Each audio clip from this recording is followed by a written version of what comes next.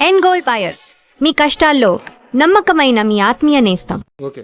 ఈ మొత్తం ప్రయాణం ఇలా జరుగుతూ పోతున్నప్పుడు యాక్చువల్‌గా గుణశేఖర్ గారు సినిమా ఫస్ట్ మూవీ నుంచి కూడా అంటే బాలరామాయణ వారి ఫస్ట్ మూవీ అక్కడి నుంచి కూడా చాలా పర్టికులర్‌గా ఉంటారు. అలాంటి వ్యక్తికి మీ అసోసియేషన్ ఎలా పరిచయం అయింది? మీ ఇద్దరు ఎలా కలుసుకున్నారు? ఒక్కడు కోసం. ఇప్పుడు గుణశేఖర్ గారికి ఫస్ట్ సినిమా ఆయన డైరెక్టర్ రామోదం తెలుసు. ఓకే. హ్మ్.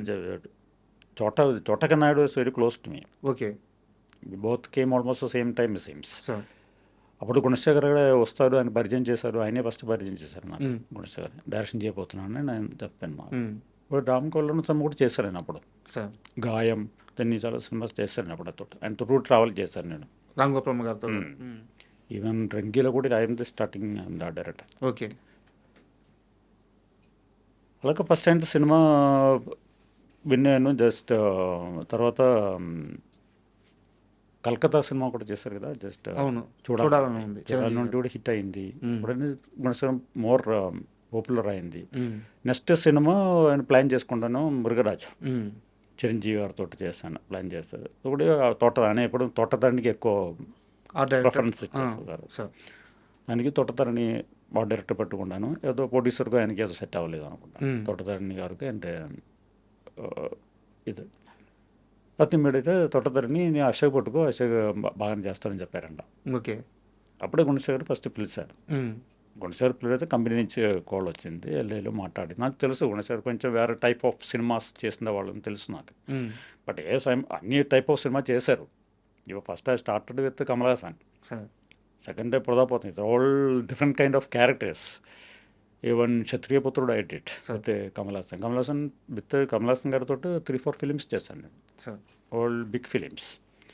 అప్పుడు గుణశేఖర్తో చేయాలని పెద్ద టఫ్ ఏం కాదు నాకు. అంతే కదా. బట్ ఆయన క్యారెక్టర్ కొంచెం డిఫరెంట్ క్యారెక్టర్. మ్మ్. కొంచెం తప్పింద కొంచెం సీరియస్గా సినిమా మేకింగ్స్ కొంచెం సీరియస్గా తీసుకుంటారు. చాలా సీరియస్గా ఉంటారు. అలాగే ఎంటర్ అయిన తర్వాత చాలా ఫ్రెండ్లీ మూవ్ అయింది. తర్వాత థింగ్స్ అని చాలా బాగా నచ్చింది.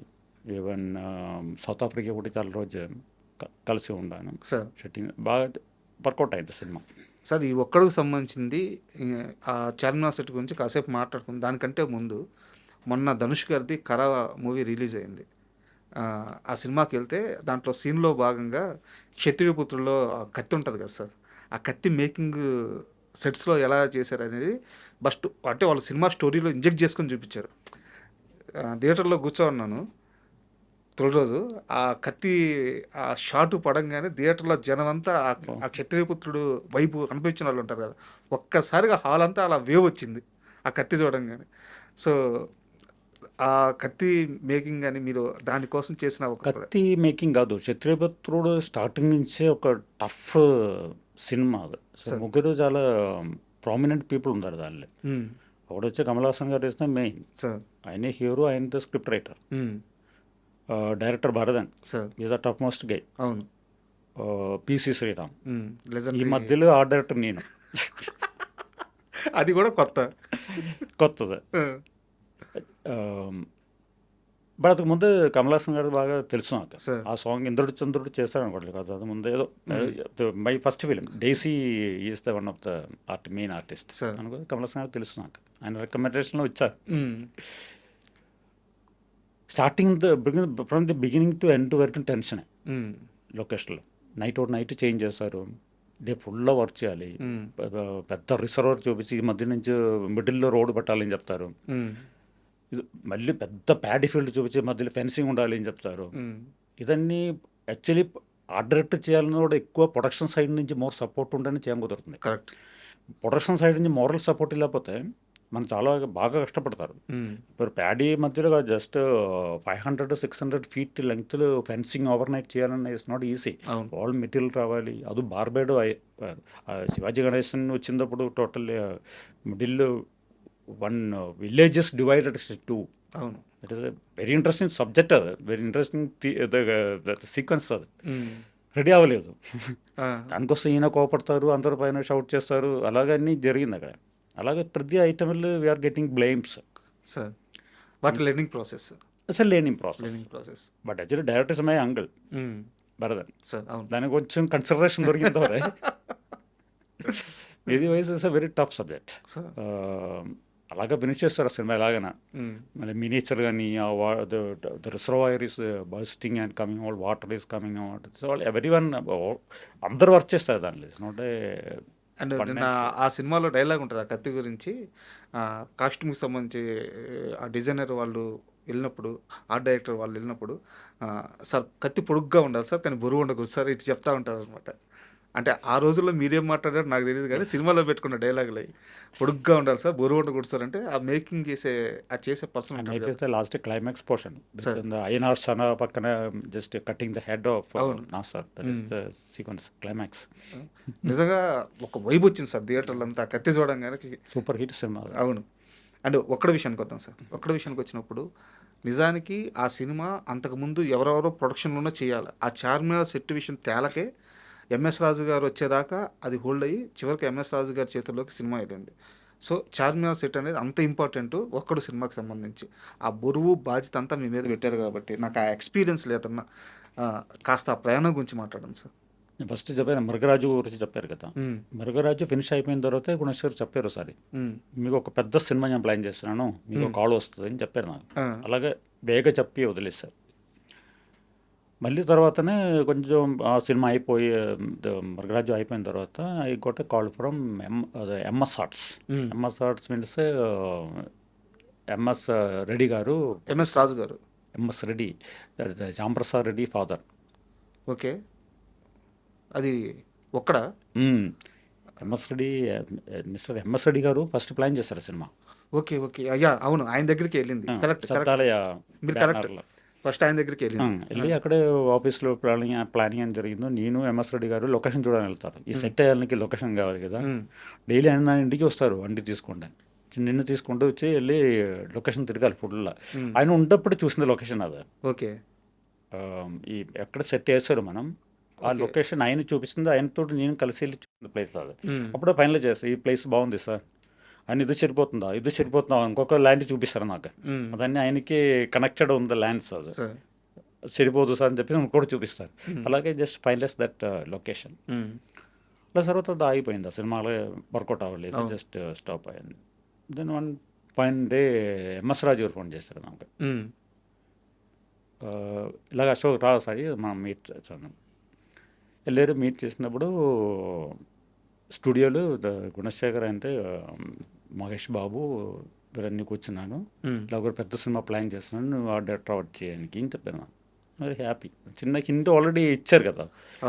తర్వాత మధ్యలో ఏం జరిగింది నాకు కూడా తెలియదు, నాకు ఐడియా లేదు. ఆల్రెడీ దే అప్రోచ్డ్ తోటధరణి అనుకున్నాను. తోటధరణి ఏదో ఎస్ నో చెప్పి స్టోరీలో నాకు అనమంటాడు, తెలియదు నాకు. బట్ ఎంఎస్ రాజు పిలిచినప్పుడు ఆయన రెడీ టు డూ వర్క్. పెద్ద సినిమా అది మీకు కుదురుతుందా? ఎంఎస్ రెడ్డి గారు he will do it sir. Gunasekhar చాలా సైలెంట్గా ఉన్నాను. అలాగే స్టార్ట్ అయింది. I made a big sketch first. ఆయన స్టోరీ కంటెంట్ చెప్పాను నాకు లైట్గా. బిగ్ స్కెచ్ ప్లాన్ చేశాను. ఆ స్కెచ్ కొంచెం ఓవర్ అయిపోయింది, కొంచెం బిగ్ సైడ్ వెళ్ళిపోయింది. ఎంఎస్ రాజు గారు చెప్పారు మాకు వర్కౌట్ అవ్వదు, కొంచెం చిన్నది చెయ్యి, కొంచెం రెడ్యూస్డ్. ఓ నిజానికి ఫస్ట్ ప్లాన్ చేసింది ఇంకా పెద్ద సెట్ ప్లాన్ చేస్తారు. హోల్ హైదరాబాద్ చార్మినార్ ప్రాంతం మొత్తం ప్లాన్ చేస్తారు. ఫస్ట్ అమ్మో స్కెచ్ లేసారు, ప్లాన్ చేసిన స్కెచ్ లేసారు. ఫస్ట్ వచ్చిన విజన్ అయితే అది. తర్వాత కొంచెం రెడ్యూస్ చేసి తర్వాత డైరెక్టర్ గారు నాకు ఫుల్ స్టోరీ నరేషన్ చేస్తాను. అంటే వెరీ డీటెయిల్డ్ నరేషన్ ఇచ్చాను గుణశేఖర్. అదే బాగా నాకు సినిమా ఏదో ఉంది, అదో చాలా రోజు హోండ్ అయింది. ఆ స్టోరీ లాగా మా మైండ్లో హోండ్ అయింది, ఇంట్రెస్టింగ్గా ఉంది. స్టోరీ ఇంగ్లీష్ వర్షన్ కూడా ఉంది, జస్ట్ అదొకటే సినిమా. ఆ సినిమా కూడా ఇచ్చారు నాకు చూడమని రెఫరెన్స్గా. తర్వాతనే ఎంటర్ అయింది. బట్ నాకు పెద్ద టఫ్ అనిపించలేదు. ఇలాగ పెద్ద సెట్ వేయాలంటే పెద్ద టాస్క్ ఇంట్రెస్టింగ్ ఆవేశం అనిపించింది తప్ప అది డిఫరెంట్ కొంచెం టఫ్ అయింది. మనం ఎలా చేయాలి ఆ టెన్షన్ నాకు పెట్టలేదు. బట్ చేయాలి, ఆవేశం పెరిగింది చేయాలి అని చెప్పేసి. బట్ ప్రొడ్యూసర్ మీరు కూల్గానే ఉంటాను, జస్ట్ పెద్ద టెన్షనే అనిపించలేదు. అలాగే పక్క ప్లాన్ చేశారు. అసలు ప్లేస్ వెళ్ళి చూశాను, అక్కడే నేను డైరెక్టర్ అందరూ కూర్చుంటే హోమం దాన్ని పూజ గీజ అన్నీ చేశారు మొత్తం. Daily director also welcome to the location. First plan చేస్తుంటుంది ఎక్కడే wear the Mahesh Babu is sitting and doing discussion and వాళ్ళ ఫస్ట్ ఆయన రూఫ్ టాప్ ఫస్ట్ ప్లాన్ చేస్తారు. ఓకే. అక్కడ నుంచి చూసింది ఎలాగే అన్ని రూఫ్ టాప్ కనబడాలి, లాస్ట్ చార్మినార్ ఎలాగ కనిపించాలి, అక్కడి నుంచి విషయం పెట్టుకుంటూ వెళ్ళిపోయారు మనం. టాప్ వ్యూ నుంచే build చేశారు. ఒక పర్టికులర్ పాయింట్లో మనం నిలబడి అక్కడ నుంచి ఉండే వ్యూలో టోటల్ అన్ని ప్లాన్ చేసుకోండి, అన్ని సపరేట్ స్కెల్టన్ పెట్టుకుంటూ నిలబడి వేరియస్ హైట్స్ ప్లాన్ చేసుకుంటూ తర్వాత అక్కడ నుంచి చార్మినార్. అప్పుడు ఈ చార్మినార్ కొంచెం లిబర్టీ దొరికింది మాకు. 60 feet కట్ చేసి డౌన్ చేశారు. And already we are in the 5th floor. Sir అప్పుడు అంత హైట్ అవసరం లేదని చెప్పేసి చార్మినార్ 60 feet కట్ చేసి గ్రౌండ్లో పెట్టారు. ఇప్పుడు more economical and more viable work out అయింది చెప్తాను. సార్ మొత్తం సెట్ అంతా అయిపోయిన తర్వాత గుణశేఖర్ గారు, మహేష్ బాబు గారు మీతో ఆ రోజు మాట్లాడిన మాటలు మీకు ఏమన్నా గుర్తున్నాయా? మొత్తం వాళ్ళు ఒకసారి చూసుకుంటాం. గుణశేఖర్ డైలీ వస్తున్నాడు కదా, డైలీ వస్తున్నాను, చూస్తున్నాము, డిస్కస్ చేస్తున్నాను. అక్కడే ఆయన స్టోరీ ప్లాన్ చేస్తున్నాను, షార్ట్స్ ఆయన ప్లాన్ చేసుకుంటారు. మనం వర్క్ చేస్తుందే ఉన్నాను. నియర్లీ 300-400 వర్కర్స్ వర్క్ చేశారు, 3 months వర్క్ చేశారు. ఈవెన్ ఎంఎస్ రాజు గారు వస్తారు, అని కింద చూసుకుంటూ వస్తారు, పైకి చూడను, కింద చూసుకుంటూ వచ్చేసి స్పాట్లో వచ్చిన తర్వాత చూస్తారు.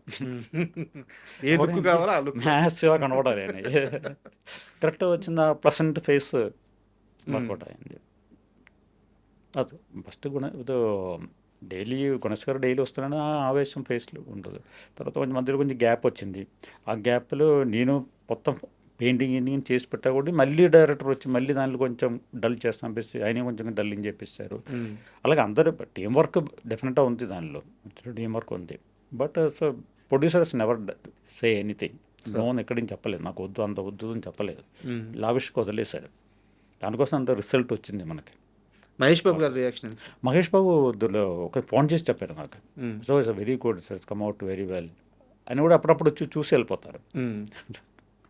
అండ్ మీ మొత్తం సినీ ప్రయాణంలో మీకు ఛాలెంజింగ్గా కానీ లేదా లీడింగ్గా కానీ లేదా మిమ్మల్ని మీరు ఎలివేట్ చేసుకోవడానికి కానీ దొరికిన ఒక గొప్ప వ్యక్తి కోటి రామకృష్ణ గారు.